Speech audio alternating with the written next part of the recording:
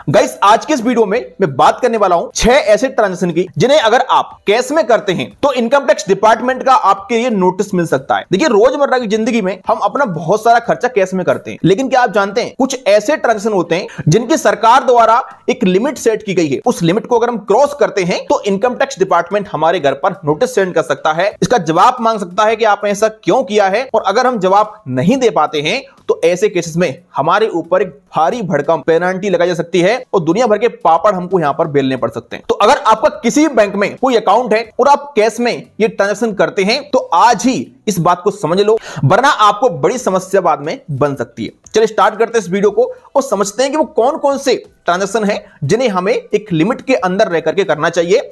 नमस्कार, मेरा नाम मनीष प्रजापति, आप सभी एक बार फिर से वेलकम एक न्यू वीडियो में। चैनल पर अगर आप पहली बार आए सब्सक्राइब कर देना, वीडियो पसंद आता है तो एक लाइक जरूर कर देना। हमारी लिस्ट में सबसे नंबर 1 पर जो ट्रांजैक्शन आता है वो है क्रेडिट कार्ड बिल का।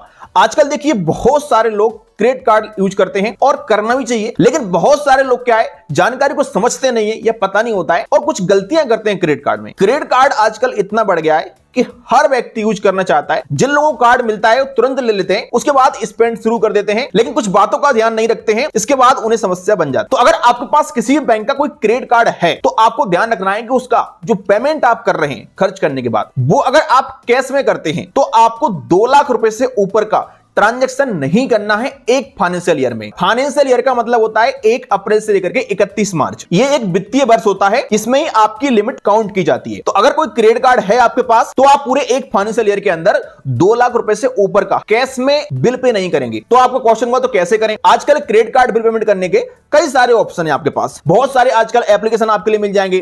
जैसे क्रेडिट एप्लीकेशन है, बहुत अच्छा एप्लीकेशन है, उसका आपको मैं लिंक डाल दूंगा डिस्क्रिप्शन में, आप क्लिक करके डाउनलोड कर लीजिएगा।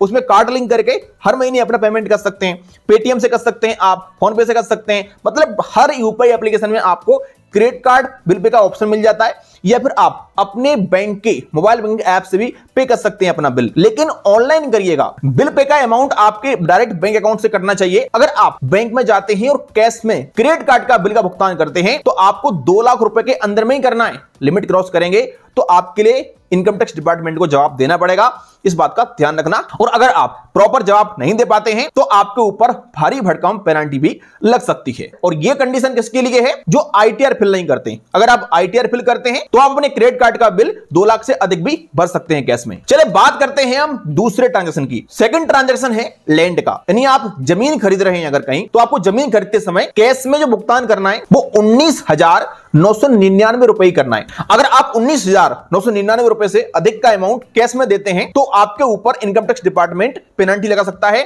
और आपको इसका जवाब देना पड़ेगा, क्योंकि सरकार द्वारा इसकी लिमिट सेट की गई है कि कोई व्यक्ति अगर जमीन खरीद रहा है तो उसमें सारा अमाउंट उसको ऑनलाइन ही पे करना है। केवल आप 19,999 रुपए तक का अमाउंट कैश में दे सकते हैं। तो आपको खास करके इस बात का ध्यान रखना है। जमीन खरीदने बेचने की 19,999 रुपए लिमिट है, ये क्यों बनाई गई है? क्योंकि आजकल बहुत सारे लोग क्या करते हैं, जमीन खरीदते हैं, कोई प्लॉट खरीद रहे हैं या फिर फ्लैट खरीद रहे हैं, तो कुछ लोग क्या करते हैं कि सर्कल रेट पर जमीन की रजिस्ट्री कराते हैं और सरकार को टैक्स देते हैं ओनली सर्कल रेट का, लेकिन जमीन का वैल्यू होता है वो अधिक होता है सर्कल रेट से। इसलिए सरकार ने ये लिमिट सेट की है, तो आपको इस बात का ध्यान रखना है। तो आप आगे से कोई भी जमीन वगैरह खरीद रहे हैं तो उसका भुगतान आप ऑनलाइन करिएगा, एनईएफटी से, आरटीजीएस से, चेक से कर सकते हैं। और अगर आप ये लिमिट क्रॉस कर जाते हैं तो इनकम टैक्स डिपार्टमेंट आपके ऊपर 137% तक की पेनल्टी लगा सकता है। चलिए बात करते हैं थर्ड ट्रांजैक्शन की। तो अगर आप किसी व्यक्ति को उधार दे रहे हैं अमाउंट या आप उससे ले रहे हैं उधारी का पैसा, तो आप कैश में ओनली 19,999 रुपए के आसपास ही अमाउंट लीजिएगा।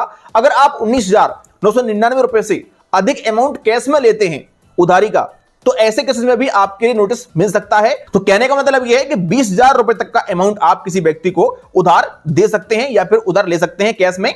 अगर इससे अधिक अमाउंट है आपका तो आप उनसे ऑनलाइन यूपीआई से, एनईएफटी से, आरटीजीएस से या चेक से ले सकते हैं। कैश में लेने से बचिएगा यहां पर। इसके अलावा अगर आपका किसी बैंक में अकाउंट है, कोई सी बैंक हो सकती है, आपकी सरकारी बैंक, प्राइवेट बैंक, तो आप अपने बैंक में 10 लाख रुपए से ऊपर कैश में जमा मत करिएगा।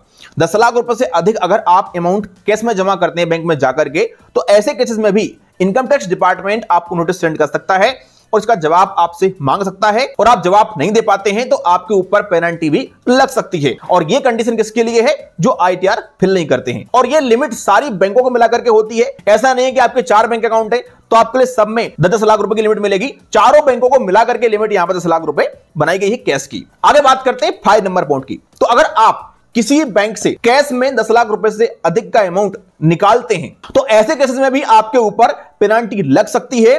और यह भी लिमिट यहां पर सारी बैंकों को मिलाकर यह बनाई गई है। तो आपका किसी बैंक में अकाउंट है अगर, तो आप 10 लाख रुपए से अधिक का अमाउंट ना तो कैश में जमा करिएगा और ना ही कैश में विड्रॉल करिएगा। ऑनलाइन आप कर सकते हैं, जितनी मर्जी उतना करेंगे ऑनलाइन, कोई टेंशन नहीं है, क्योंकि ऑनलाइन सारा रिकॉर्ड बैंक में रहता है और इनकम टैक्स डिपार्टमेंट के पास भी पहुंच जाता है। अगर आप कैश में लेन देन करते हैं तो ऐसे केसेस में इनकम टैक्स डिपार्टमेंट यहां पर आपके ऊपर शक करेगा और आपको नोटिस सेंड कर सकता है और उसका जवाब आपसे मांग सकता है। चलिए बात करते हैं लास्ट पॉइंट की, जो है FD का। बहुत सारे लोग FD भी करते हैं बैंक में। तो अगर आप FD कर रहे हैं तो आप कैश में 10 लाख रुपए से अधिक की FD मत करिएगा। FD आप 10 लाख रुपए से अधिक की कर सकते हैं, कोई टेंशन नहीं है, लेकिन कैश में नहीं कर सकते हैं। अगर आपको FD करना है तो पहले अमाउंट को बैंक में जमा करिएगा, उसके बाद आप कर सकते हैं। अगर आपके बैंक अकाउंट में पैसा पड़ा हुआ है तो उसकी आप FD कर सकते हैं। वो 20 लाख हो सकता है, 40 लाख हो सकता है, कोई टेंशन नहीं है। लेकिन अगर आप बैंक में जाते हैं, कैश ले जाते हैं अपने साथ में और 10 लाख रुपए से अधिक की FD कराते हैं तो ऐसे केसेस में भी इनकम टैक्स डिपार्टमेंट आपको नोटिस सेंड कर सकता है और इसका जवाब भी आपसे पूछ सकता है। और जवाब यहां पर अगर आप नहीं दे पाते हो तो आपके ऊपर पेनल्टी भी लग सकती है। और ये सारी की सारी लिमिट आपको बता रहा हूं, ये एक फाइनेंशियल ईयर की है, यानी एक फाइनेंशियल ईयर के अंदर अगर आप ये लिमिट क्रॉस करते हैं सारी की सारी, तो आपके ऊपर इनकम टैक्स डिपार्टमेंट पेनल्टी लगा सकता है। इस बात का आप ध्यान रखिएगा। तो अगर आप कैश में ट्रांजैक्शन करते हैं तो इन 6 ट्रांजैक्शन को ध्यान रखिएगा। अगर आप इनकी लिमिट क्रॉस करेंगे तो आपको समस्या खड़ी हो सकती है। बाकी आप कमेंट करके बताइएगा वीडियो कैसा लगा आपके लिए। वीडियो पसंद आया अगर आपके लिए लाइक करिएगा। चलिए मिलते हैं किसी नेक्स्ट वीडियो में।